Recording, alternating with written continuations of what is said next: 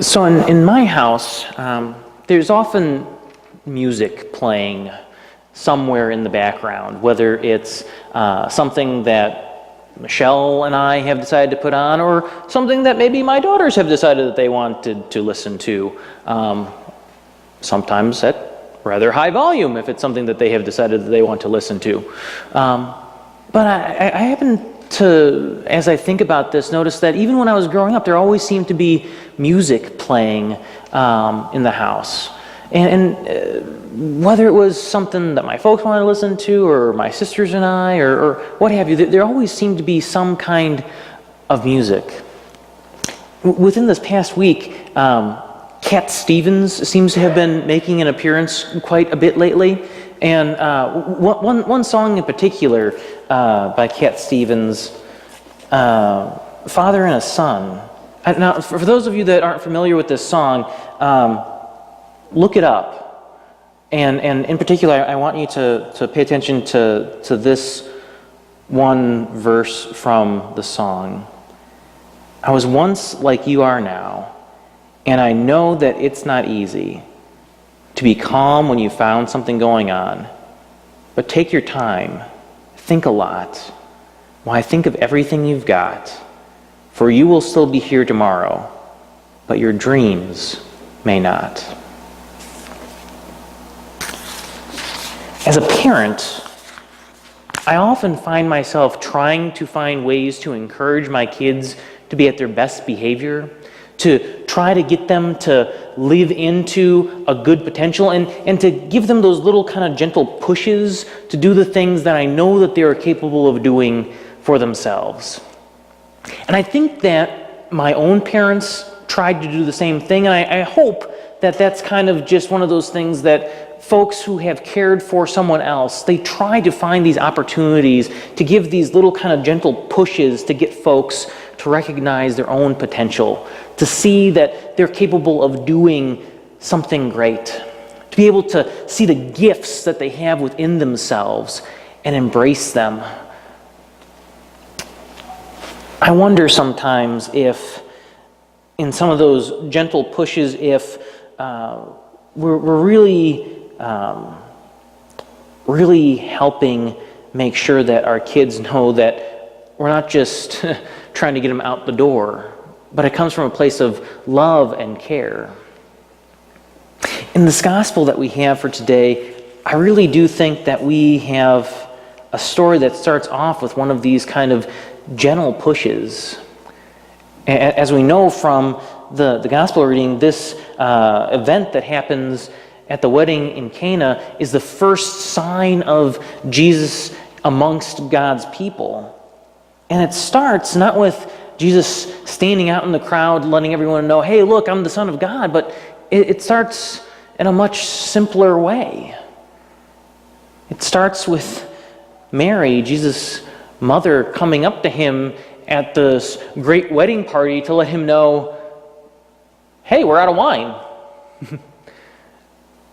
And in what seems like a simple sort of, well, yeah kind of moment, Jesus' mom gives him this little nudge to move into doing this ministry that he came into this world to be about.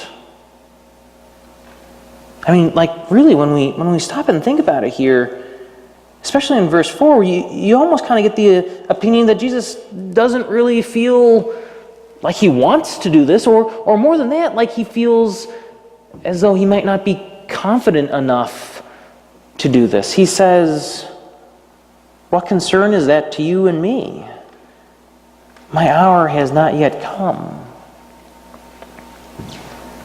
Jesus, like so many of us when we were kids, or even in some cases our own children, doesn't feel that they're quite ready to go out and do something for themselves.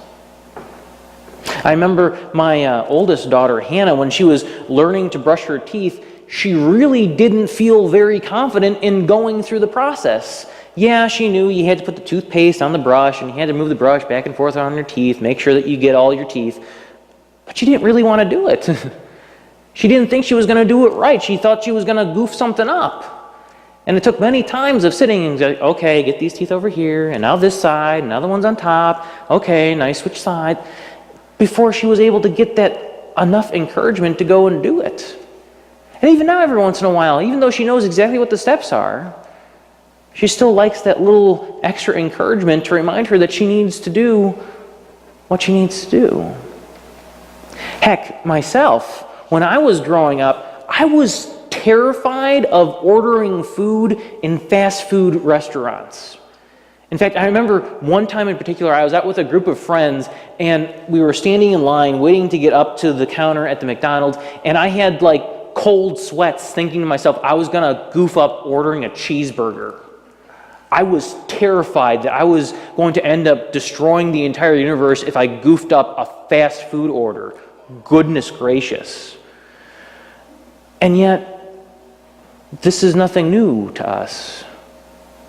Throughout our lives, we have these things that we build up that we make so important, so much larger than ourselves, that we get so worked up about, and really they're not worth fretting over. And I can't help but think that Jesus in this gospel passage is in the same place. Yeah, he's called his disciples, and yeah, they've been kind of hanging out and having a pretty good time. After all, they're at a party, and after Jesus changes the water into wine, they've got over 180 gallons of wine, so they're having a really good party.